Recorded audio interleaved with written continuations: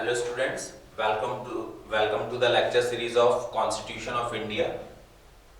आज हम अपना लेक्चर नंबर 3 स्टार्ट करेंगे और आज के जो हमारे टॉपिक होंगे वो दो टॉपिक होंगे। पहला होगा एनफोर्समेंट ऑफ द कॉन्स्टिट्यूशन, जब हमारा कॉन्स्टिट्यूशन बन गया है ना तो उसको कैसे इंडिया के अंदर इंप्लीमेंट किया गया, और दूसरा टॉपिक रहेगा salient features of Indian constitution. ठीक है, हमारा जो इंडियन कॉन्स्टिट्यूशन है उसके सेलिएंट फीचर्स क्या है, तो इसको समझेंगे। तो सबसे पहले हम पहला टॉपिक ले लेते हैं, एनफोर्समेंट ऑफ द कॉन्स्टिट्यूशन। देखिए, ये हम सभी लोग जानते हैं कि हमारा जो कॉन्स्टिट्यूशन है वो 26 जनवरी 1950 को पूरे इंडिया में एनफोर्स किया गया था, मतलब लागू किया गया था। इसीलिए 26 जनवरी को हम जो है एज अ रिपब्लिक डे की तरह सेलिब्रेट करते हैं। ठीक है, on that day the assembly ceased to exist, transforming itself into the provisional parliament of India until a new parliament was constituted in 1952। तो जैसा अभी हमने पिछले लेक्चर में देखा कि जो हमारा कॉन्स्टिट्यूशन है वो कॉन्स्टिट्यूएंट असेंबली ने फॉर्म किया था। ठीक है, तो 1950 को 26 जनवरी 1950 को जब हमारा कॉन्स्टिट्यूशन लागू हो गया तो ये जो हमारी कॉन्स्टिट्यूएंट असेंबली थी, ठीक है, वो क्या हो गई, सीज टू एग्जिस्ट, मतलब कॉन्स्टिट्यूएंट असेंबली अब यहाँ पे क्या हो गई, खत्म हो गई। और यही कॉन्स्टिट्यूएंट असेंबली जो है इसको प्रोविजनल पार्लियामेंट के अंदर कन्वर्ट कर दिया गया। ठीक है, तो जब हमारा देश आजाद हुआ था 1947 में, तो उस टाइम पे हमारे देश में, हमारे इंडिया में कोई पार्लियामेंट नहीं था, कॉन्स्टिट्यूएंट असेंबली थी।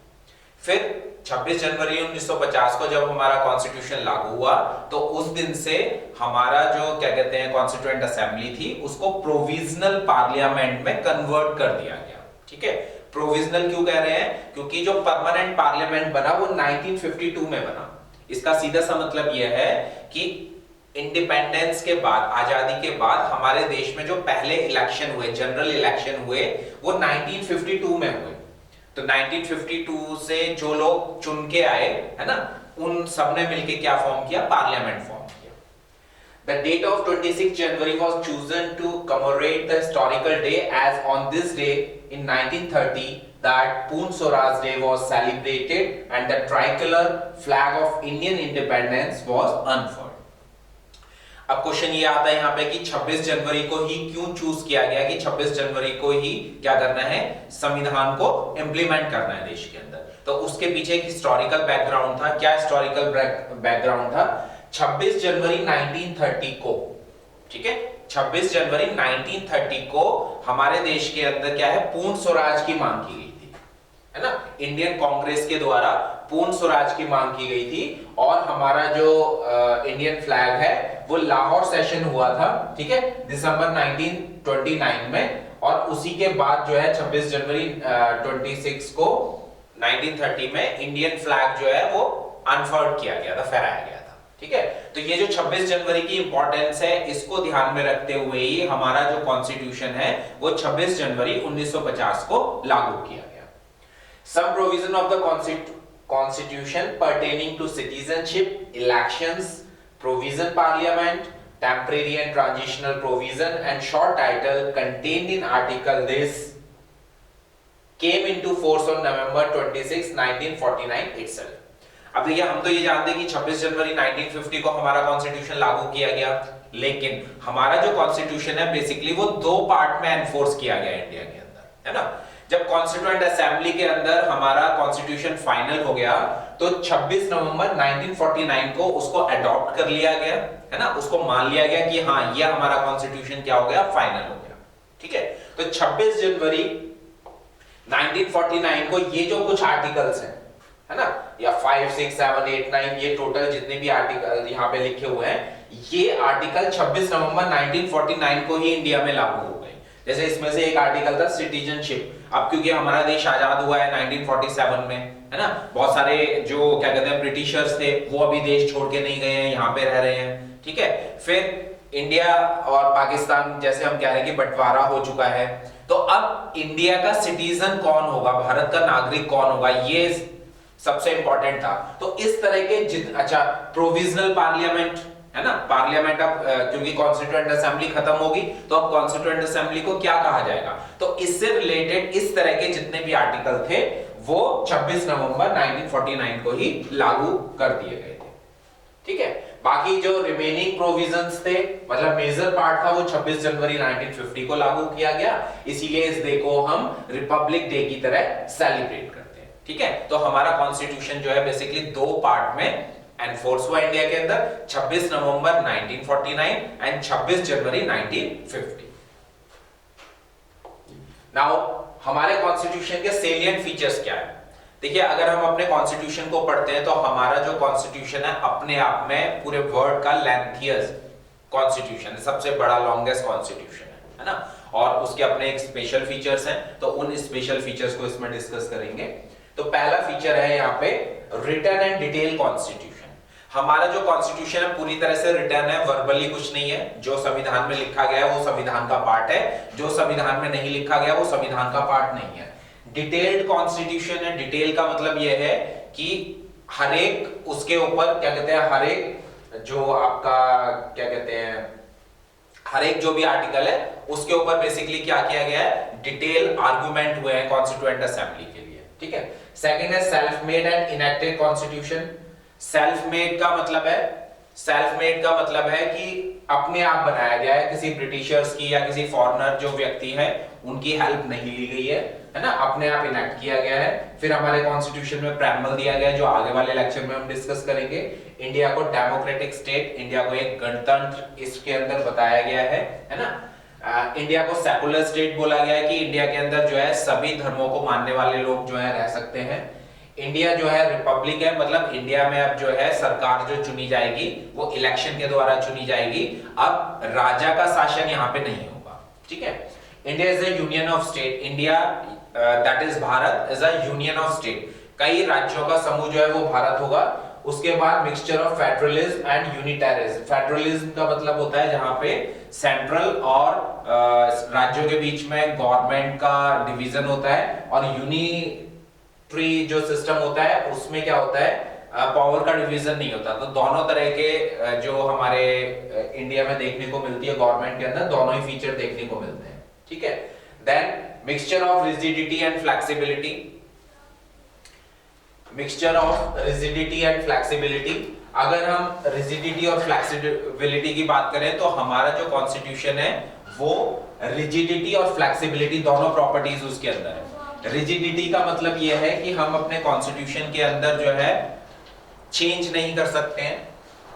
फ्लेक्सिबिलिटी का मतलब है चेंज कर सकते हैं, लेकिन कॉन्स्टिट्यूशन में अमेंडमेंट तो होते ही है ना। तो यहाँ पे रिजिडिटी का बेसिकली मतलब यह है कि हम अपने कॉन्स्टिट्यूशन में या गवर्नमेंट जो है कॉन्स्टिट्यूशन में क्या कहते हैं चेंज तो कर सकती है, लेकिन रिजिडिटी की बात करें तो इतनी आसानी से नहीं कर सकती। उसके लिए कई तरह के आर्टिकल दिए गए हैं, 3 तरह के प्रोसेस समझाए गए जो आने वाले लेक्चर में हम लोग डिस्कस करेंगे। तो उन 3 प्रोसेस के थ्रू इंडियन गवर्नमेंट जो है हमारे कॉन्स्टिट्यूशन में अमेंडमेंट या चेंजेस कर सकती है। नेक्स्ट है बाइकैमरल यूनियन पार्लियामेंट। बाइकैमरल की बात करें तो बाइकैमरल का मतलब होता है 2 हाउसेस। तो हमारा जैसे पार्लियामेंट है उसके अंदर 2 हाउसेस है, लोकसभा और राज्यसभा। तो ये हमारे क्या कहते हैं कॉन्स्टिट्यूशन में प्रोविजन दिया गया है कि इंडिया का जो पार्लियामेंट होगा वो बाइकैमरल होगा। और ऐसे ही राज्यों की अगर हम बात करें तो हमारे जितने भी राज्य हैं इंडिया के अंदर वहां पे सब जगह एक हाउस, मतलब विधानसभा तो होगा ही होगा, लेकिन कुछ राज्य चाहें तो अपने यहाँ पे विधान परिषद का भी गठन कर सकते हैं, है ना। तो ये बाइकैमरल सिस्टम है। बाइकैमरल में क्या होता है, गवर्नमेंट या पार्लियामेंट के अंदर 2 हाउसेस होते हैं। Then adult suffrage. Adult suffrage का मतलब यह है कि हमारे भारत के अंदर संविधान में हम लोगों को यह अधिकार दिया गया है कि हम लोग वोट डाल सकते हैं। तो हमारे इंडिया में जैसे गवर्नमेंट ने अभी 18 साल की एज डिसाइड करी है, तो 18 साल की एज के अंदर जो भी कोई व्यक्ति है 18 साल को अटेन कर लेता है ना, तो वो वोट डाल सकता है। इसमें किसी प्रकार का भेदभाव या किसी प्रकार का डिस्क्रिमिनेशन नहीं है। नेक्स्ट है fundamental duties of the citizens. अगर हम कॉन्स्टिट्यूशन को पढ़ते हैं तो हमें पता चलता है कि हमारी 11 फंडामेंटल ड्यूटीज जो हैं वो कॉन्स्टिट्यूशन में बताई गई है। तो ये फंडामेंटल ड्यूटीज क्या होती हैं, आर्टिकल 51A में है। इसको हम नेक्स्ट लेक्चर में डिस्कस करेंगे। नेक्स्ट है फंडामेंटल राइट्स। फंडामेंटल राइट्स की अगर हम बात करें तो 6 फंडामेंटल राइट्स जो हैं वो बताए गए हैं। और ये 6 फंडामेंटल राइट्स है: राइट टू इक्वालिटी, है ना, right to freedom, right against exploitation, right to freedom of religion, cultural and educational right, and right to constitutional remedies. तो ये 6 तरह के मौलिक अधिकार या फंडामेंटल राइट्स इंडियन कॉन्स्टिट्यूशन के द्वारा हर एक भारतीय को दिए गए हैं, ठीक है। आने वाले लेक्चर्स में हम इनको क्या कहते हैं, एक अलग से लेक्चर में इनको डिटेल में समझेंगे। नेक्स्ट है हमारा directive principles of state policy. ये भी हमारे कॉन्स्टिट्यूशन का बहुत इंपॉर्टेंट फीचर है ना, इसको डीपीएसपी शॉर्ट में बोलते हैं। Directive principle of state policy generally government के लिए सजेशंस हैं जो कॉन्स्टिट्यूशन में दिए गए हैं, और ये कहा गया है कि गवर्नमेंट जब भी लोगों के लिए पॉलिसी बनाए, कोई नया कानून बनाए, तो गवर्नमेंट उसमें क्या करे, गवर्नमेंट उन सजेशंस को ध्यान में रखे, ठीक है। तो अब ये कौन कौन से सजेशन होते हैं, तो इसके ऊपर भी एक अलग से हम लोग वीडियो में चर्चा करेंगे। Then single integrated state with single citizenship. भारतीय नागरिकता की जब हम बात करते हैं तो सिंगल सिटीजनशिप हमारे इंडिया में दी जाती है ना। तो अगर हम मान लीजिए कहीं फॉरेन कंट्री में जाते हैं तो हम वहां पे यही जाके बोलते हैं कि हम भारत के नागरिक हैं, हम इंडियन सिटीजन हैं। हम ये नहीं बोलते कि हम उत्तर प्रदेश के नागरिक हैं, तमिलनाडु के नागरिक हैं, है ना। तो जो नागरिकता देने का काम है, जो सिटीजनशिप देने का काम है, वो सेंट्रल गवर्नमेंट के पास है, ठीक है। और सिंगल सिटीजनशिप जो है दी जाती है। इंटीग्रेटेड जुडिशरी, हमारी जो न्यायपालिका है, जुडिशरी है, वो इंटीग्रेटेड है ना। टॉप लेवल की बात करें तो सुप्रीम कोर्ट है, सुप्रीम कोर्ट के अंडर में हाई कोर्ट आते हैं, हाई कोर्ट के अंडर में क्या आते हैं, डिस्ट्रिक्ट कोर्ट्स आते हैं। इसके अलावा हाई कोर्ट के अंडर में ट्राइब्यूनल्स आते हैं और कंज्यूमर फोरम्स आते हैं, है ना। तो हमारी जो पूरी न्यायपालिका है वो एक दूसरे से क्या है, जुड़ी हुई है। अगर मान लीजिए कोई केस डिस्ट्रिक्ट कोर्ट में जाता है और डिस्ट्रिक्ट कोर्ट का जो भी फैसला हो, उसमें जो 2 पार्टी या 3 पार्टीज इन्वॉल्व है, अगर उस फैसले से खुश नहीं है, उस डिसीजन को लगता है कि उन्हें उनके फेवर में नहीं गया, तो वो हाई कोर्ट में अपील कर सकते हैं और हाई कोर्ट के बाद सुप्रीम कोर्ट में अपील कर सकते हैं। नेक्स्ट है independence of judiciary. Independence of judiciary का मतलब यह है कि जो हमारी न्यायपालिका है उसको हमारे देश में इंडिपेंडेंट रखा गया है ना। जो भी हमारी गवर्नमेंट है, गवर्नमेंट का कोई भी प्रेशर हमारी न्यायपालिका जुडिशरी के ऊपर नहीं है, इंडिपेंडेंट रखा गया है। अगर मान लीजिए गवर्नमेंट के अकॉर्डिंगली न्यायपालिका काम करती तो लोगों को जस्टिस मिलने में परेशानी होती, लोगों को लगता है कि जो न्याय दिया गया है ना, उसमें फेयरनेस नहीं है, ठीक है। देन इमरजेंसी प्रोविजंस, हमारे देश में 3 तरह की इमरजेंसी लगाई जा सकती है। कौन कौन सी इमरजेंसी होती है ना। कोई हमारे देश के सामने क्रिटिकल कोई कंडीशन आ जाए, क्रिटिकल सिचुएशन आ जाए, तो वहां पे हमारी गवर्नमेंट या हमारे जो राष्ट्रपति हैं वो हमारे देश में इमरजेंसी लागू कर सकते हैं, ठीक है। तो ये इमरजेंसी क्या होती है, किस तरीके से लगाई जाती है, ये आने वाले वीडियोस में ये टॉपिक हम लोग कवर कर लेंगे। और लास्ट है इसमें special provisions relating to schedule caste and schedule tribe. Schedule caste और शेड्यूल ट्राइब्स के लिए हमारे कॉन्स्टिट्यूशन में स्पेशल प्रोविजंस दिए गए हैं। उन प्रोविजन की हेल्प से गवर्नमेंट क्या करती है, शेड्यूल कास्ट और शेड्यूल ट्राइब्स के जो लोग हैं उनके अपलिफ्टमेंट के लिए काम करती है, ठीक है। तो आज के लेक्चर में हम लोग इतना ही रखेंगे। नेक्स्ट लेक्चर में नेक्स्ट टॉपिक के साथ मिलेंगे। Thank you.